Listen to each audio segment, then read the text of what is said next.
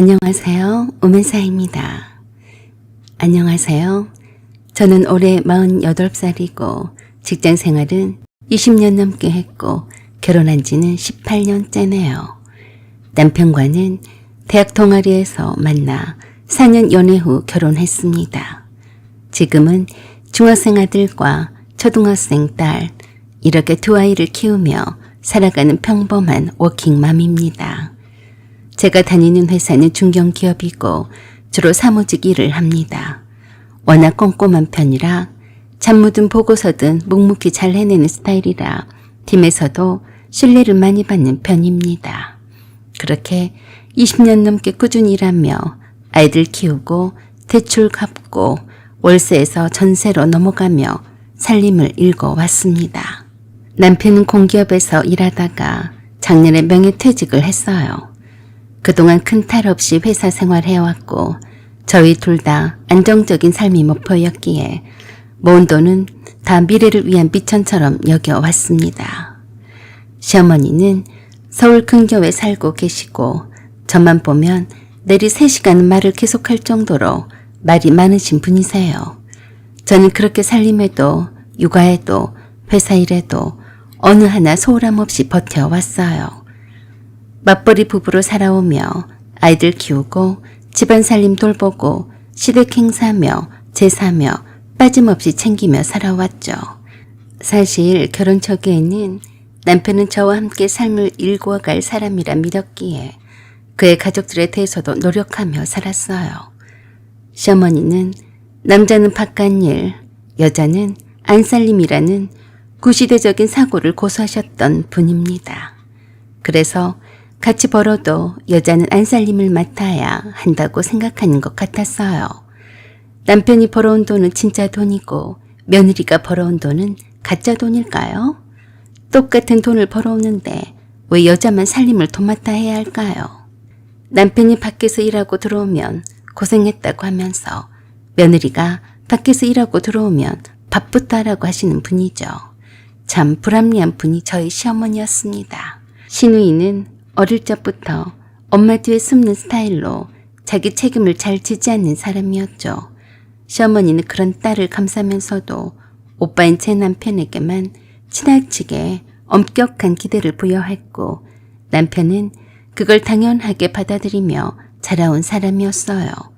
저는 그런 시댁 분위기 속에서도 누구보다 열심히 며느리 노릇을 잘 했습니다. 명절마다 양손 가득 선물 들고 가고 김장철에는 반찬까지 챙겨가며 한겨울 주방에 서서 허리 휘어져라 일했습니다. 저도 그냥 그게 할 도리라고 생각했어요. 가족이었으니까요. 그런데요. 작년 가을쯤 남편이 갑자기 퇴직 얘기를 꺼냈어요. 저는 깜짝 놀랐습니다. 아직 아이들도 한창이고 대출도 남았는데 퇴직을 하겠다고? 절대로 안 될 말이었죠. 퇴직한 이후에는 어떻게 할 생각인데 그래? 그러자 아무 말이 없더라고요. 남편은 그냥 쉬고 싶다며 두루뭉실하게 넘어갔습니다. 퇴직한 이후로도 뚜렷한 계획이 없었고 통장 내역도 공개하지 않더군요. 남편은 작년 말 25년 다닌 회사에서 명예퇴직을 했습니다. 회사가 구조조정을 하면서 퇴직을 유도했고 남편은 조금 일찍 퇴직을 결정했죠. 이러한 중요한 결정조차 제게 상의 한마디 없었어요. 그게 말이 됩니까? 그래 놓고선 퇴직금도 제게 알려주지 않으려고 했습니다. 혼자서 타갖고 쓰겠다는 거였어요. 퇴직금으로 약 2억 5천만 원 정도를 받았습니다. 이 사실을 안 건 한참 후의 일이었어요. 남편은 내게 이런 사실조차 알려주지 않으려 했으니까요. 그동안 저는 껍데기로 이용만 당하고 산 느낌이었습니다. 회사가 구조조정을 한다고 해도 남편이 퇴사를 원하지 않으면 굳이 안 해도 되는 것이었어요. 남편이 무슨 배짱으로 퇴직을 고집했을까요? 그건 무책임하게도 내게 다 떠맡기려고 그런 거 아니겠어요. 회사를 그만둬도 제가 벌고는 있으니까요. 저는 불안했습니다. 아이들 교육비며 생활비, 앞으로의 노후 모든 게 막막해졌죠. 제가 버는 월급으로는 한계가 있었어요. 둘이 벌 때도 겨우 버티고 살았는데요. 남편은 자기가 직접 살림을 안 하니까 그런 경제관념이 없는 듯 했습니다. 살림의 규모라는 것이 있는데 이렇게 아무런 언급도 없이 이런 중요한 사안을 혼자서 결정하고 나를 무시해버린 처사에 매우 분노가 치밀었습니다. 더욱더 화가 나는 것은 남편은 그런 내 모습을 전혀 배려한다거나 미안해하지도 않는다는 것이었어요. 그럴 즈음에 시어머니가 집에 찾아오셨습니다. 대뜸 하시는 말씀이 춘자가 결혼 준비해야 하니까 너네가 전세금 좀 보태라. 네? 어머니, 저희가 돈이 어디 있다고 그러세요? 그렇게는 못해요. 너는 말을 어쩜 그렇게 정남이 없이 하냐? 춘자가 남이냐? 네 시누이야. 어머니, 아가씨가 결혼을 하는데 왜 저희가 보태요? 아가씨가 알아서 결혼을 준비해야죠. 말을 그렇게 할 거니? 우리 춘자가 네 남편한테 얼마나 잘했는데 그 정도도 못 해준단 말이냐? 어머니, 아가씨가 진우 아빠한테 뭘 얼마나 잘해줬다고 그러세요? 금시초문이네요. 그랬더니 눈을 흘기면서 그랬어요. 네 남편 퇴직금이 있잖냐. 아무튼 그 돈을 뒀다 뭐 하려고 그러냐? 뭐라고요? 퇴직금은 절대로 안 돼요.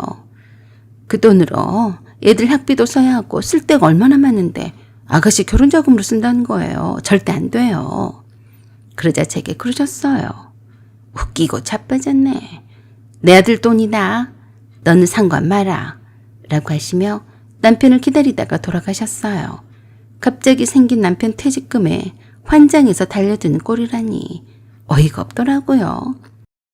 시누이 춘자는 30대 후반인데 아직까지 결혼을 못하고 있었죠. 저는 너무 당황했어요. 저는 그때까지도 퇴직금을 아직 구경도 못 해봤습니다. 기가 막히게도 남편은 퇴직금을 내 손에 쥐어주지 않았습니다. 혼자서 쥐고 쓰겠다는 심산이었어요. 자기 돈이니까 자기가 알아서 갖고 있겠다며 쓸 생각은 아예 말라고 하더라고요. 그게 한 집안의 가장으로서 할 말인가요? 이제 자기는 그동안 할 일은 다 했으니 네가 죽든지 살든지 알아서 하라는 식이었습니다. 이렇게 심란하고 복잡한 시기에 시어머니는 내게 와서 또 저런 말을 하다니. 아이들 장래도 걱정되는데 신이 결혼자금 우리가 책임져야 한다는 게 말이 되나요? 다 늙은 시누이가 그동안 돈도 안 모으고 뭘 했길래 결혼자금을 강제로 달라고 하는 건지 완전히 도둑놈 심보가 아니고 뭐겠어요. 그날 밤 남편 시누이와 통하는 걸 우연히 들었습니다. 그때 너 아니었으면 나 정말 끝장이었지. 고마웠다.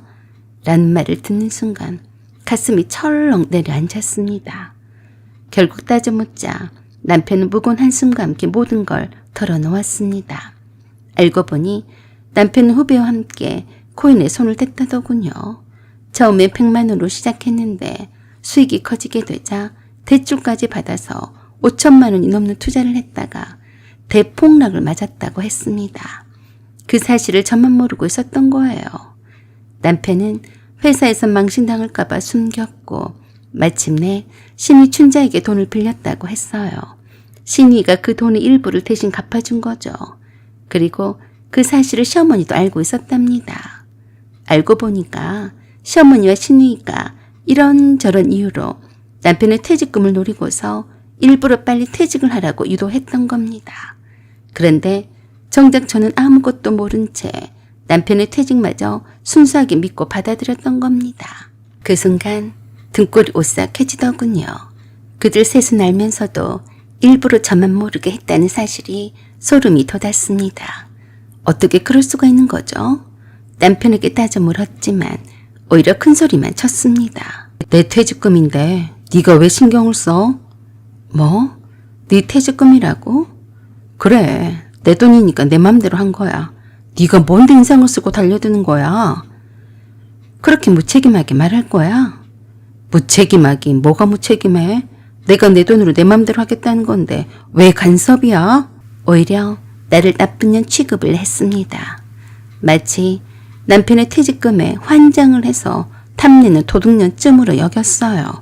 내 돈이니까 너는 신경 꺼. 행이라도 엄마한테나 우리 춘자한테 이러네 저러네 말만 하기만 해봐. 내가 가만 안 둘 거야. 알았어? 가만 안 두면 어떻게 하겠다는 건데? 그냥 작사를 내버릴 테니까 알아서 해. 나를 아주 칠 생각인가 본데 한 대 치고 싶으면 쳐봐. 어디 한번 제대로 맞아보자. 라고 하며 내가 내 얼굴을 남편 면상에 들이밀었더니 허허 웃으며 그러더라고요. 내가 한 대 치라면 못 칠 줄 아냐? 좌우지간 집안 시끄럽게 쫑알대지 말고 조용히 살아. 간섭하지 말고 알았냐? 네가 이런 인간 말종이었니? 그랬더니 얼척없는 말을 했습니다. 인간 말종? 감히 멀쩡한 나를 인간 말종으로 몰아? 너나 정신 차려. 내 돈에 환장하지 말고 너나 나를 이상한 여자로 물지나 말어. 내가 네 돈에 환장해서 그러니? 어떻게 부부 사이에 퇴직한다는 말도 않고 퇴직을 하고 퇴직금도 안 내놓니? 자고로 집안에 여자가 잘 들어와야 그 집안이 평안하다고 했어. 춘자가 나이 40이 되기 전에 시집을 가게 되는데 네가 이 판국에 고춧가루를 뿌리면 안 돼. 알았어? 더 이상 이 일로 말이 나오면 내가 가만히 안 있을 거야. 그리 알아. 남편과 말다툼을 해봤자 소용이 없었어요.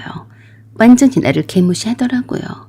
아니 개무시가 아니라 반협박을 했습니다.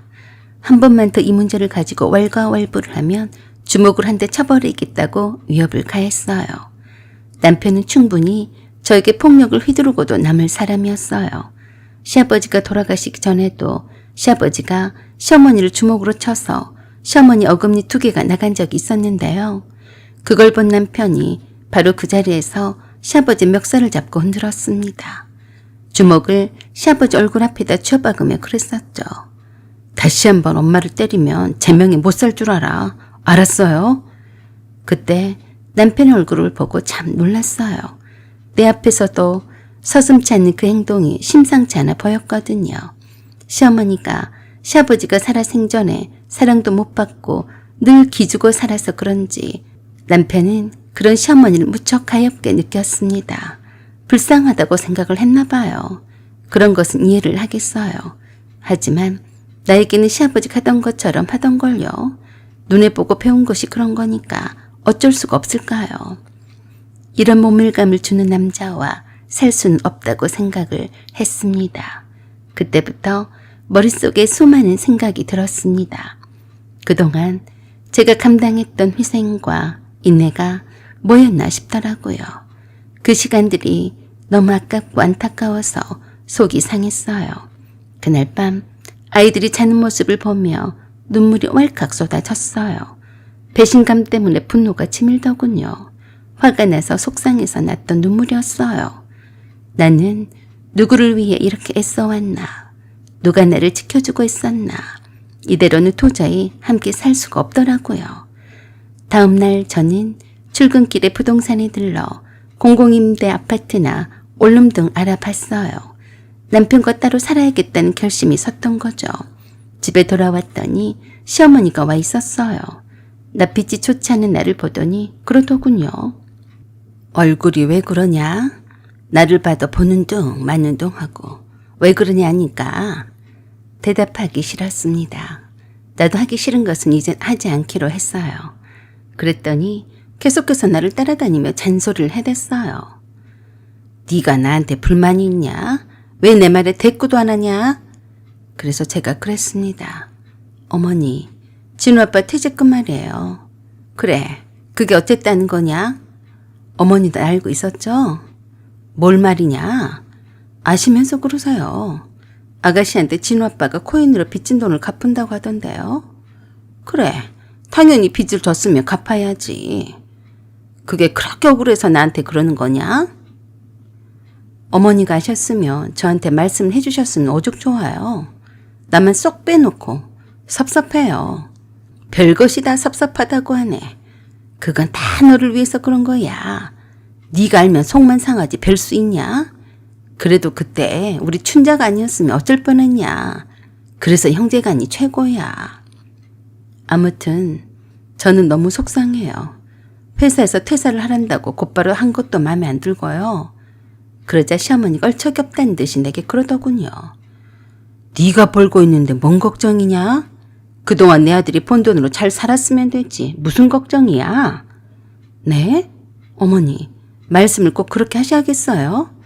어머니가 제 입장이라면 그렇게 쉽게 말씀하실 수가 있을까요? 내 월급이 얼마나 된다고 나를 믿고 퇴직을 해요? 그러자 또 복창이 터지는 소리를 했어요. 네가 아직 고생이란 걸 덜 했나 보다. 편에 빠져서 그런 소리가 나오는 거야. 그 말씀에 어이가 없더군요. 더 이상 시어머니와 대화를 했다가 내 속만 상할 것 같아서 내 방으로 문 닫고 가려고 하니까 내 뒷꼭지에다가 그러셨어요. 내 아들 퇴직금은 없다 손쳐라. 춘자 신혼집 장만에 그 돈을 보태기로 했으니까 그리 알아. 뭐라고요? 누구 맘대로요? 네가 왜 내 아들 돈에 눈독을 들이냐? 진우 아빠가 다 알아서 할 일이다. 이미 3천만 원 빌린 돈 합해서 8천만 원을 춘자한테 줬어. 신혼집 잔금 치른다고 하더라. 뭐라고요? 난 한마디 상의도 없이 진짜로 그랬다고요? 그러자 시어머니가 나를 삿대질을 하며 못된 며느리 취급을 했습니다.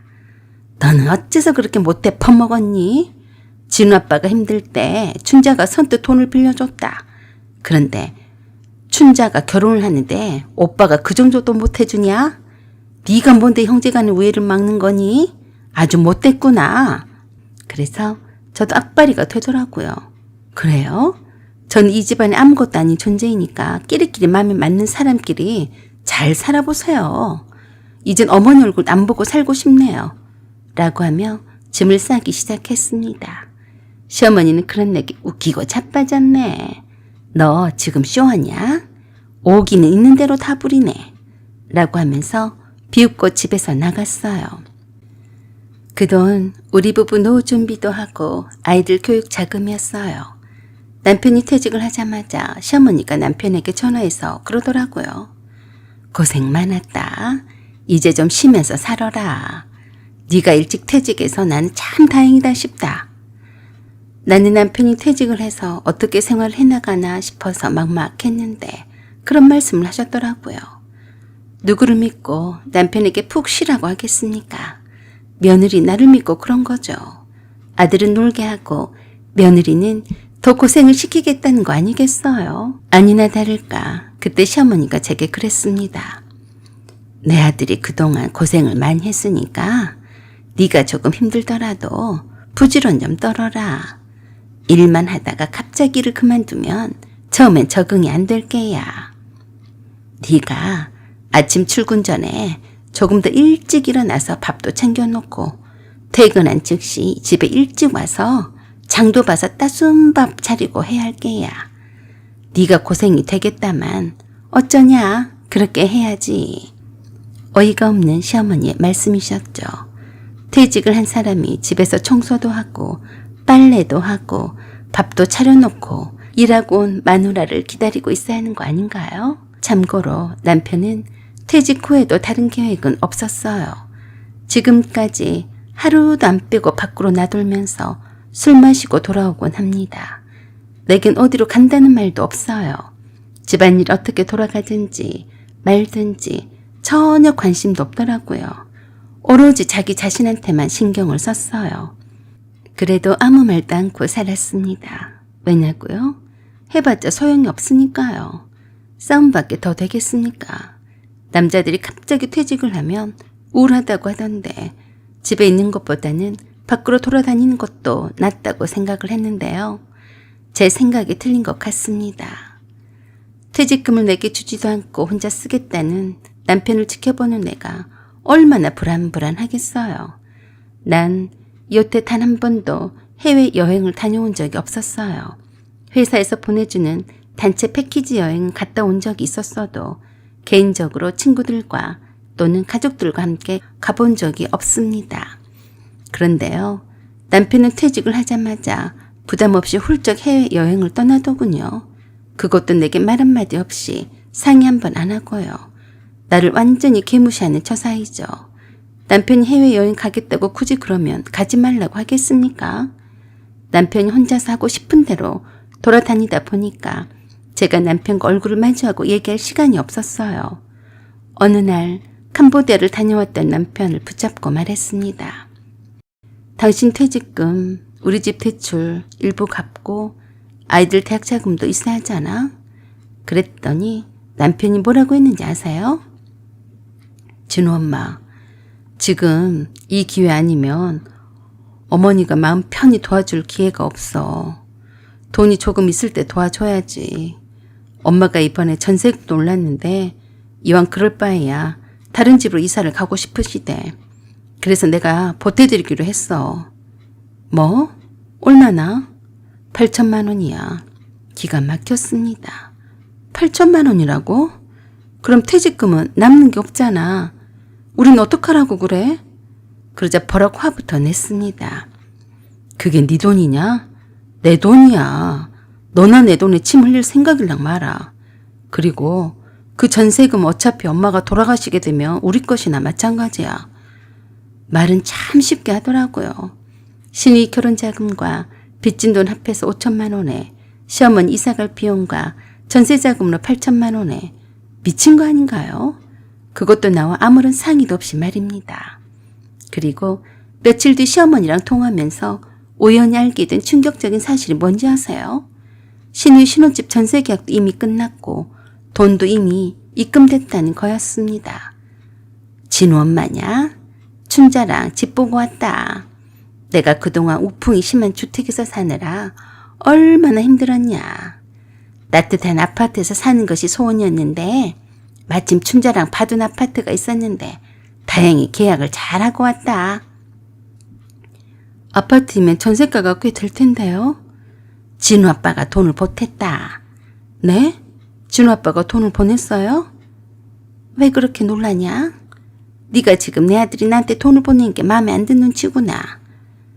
그게 아니라 저 아직 결정이 안 난 상태인데 말도 없이 보냈으니까 그렇죠. 그럼 너는 내가 다 쓰러져가는 집에서 사는 것이 좋았단 말이냐? 어이가 없네. 너는 내 아들 덕분에 좋은 아파트에서 살면서 시어머니가 새 아파트도 아니고 허름한 아파트에 들어가 살겠다는데 그게 불만인 게야? 너 인성 한번 더럽구나. 네가 며느리인 주제에 그렇게밖에 마음을 못 쓰니? 어머니, 말씀이 심하시네요. 심하긴 뭐가 심하냐? 춘자도 이제 결혼을 해야 하는데 그 허름한 집에서 사위를 맞을 생각을 하니까 아득했었다. 다행히도 내 아들이 이런 내 마음을 잘 알아줘서 망정이지. 나도 남들처럼 아파트에서 따뜻하게 살아보는 게 소원이었어. 그게 그렇게 불만이냐? 오히려 나를 나무라며 못된 며느리로 몰아쳤습니다. 시어머니의 그 기나긴 잔소리를 듣고 있자니 답답하고 스트레스만 쌓여 가더군요. 그래서 그냥 도중에 시어머니의 전화를 끊어버렸어요. 그랬더니 그랬다고 남편에게 전화를 일러 바쳤는지 남편이 내게로 전화를 내서 고래고래 소리를 질러댔습니다. 기운이 빠지더군요. 시어머니도 그렇고 남편도 그렇고 나보고 다 나쁜 며느리라고 떠듭니다. 저도 지쳐가나 봐요. 이젠 더 이상 화도 안 나고 아무 기력도 없어졌어요. 그래도 그날 밤 저는 남편한테 왜 상의도 없이 8천이나 된 돈을 줘버린 거야? 당신 퇴직금은 우리 노후자금 아니었어? 하지만 돌아온 말은 도돌이표였습니다. 내가 거듭말하지만 내 돈에는 관심 꺼. 알았어? 애들 둘 다 대학교도 들어가야 하는데 그건 어떻게 할 건데? 네가 벌잖아. 그건 네가 알아서 해.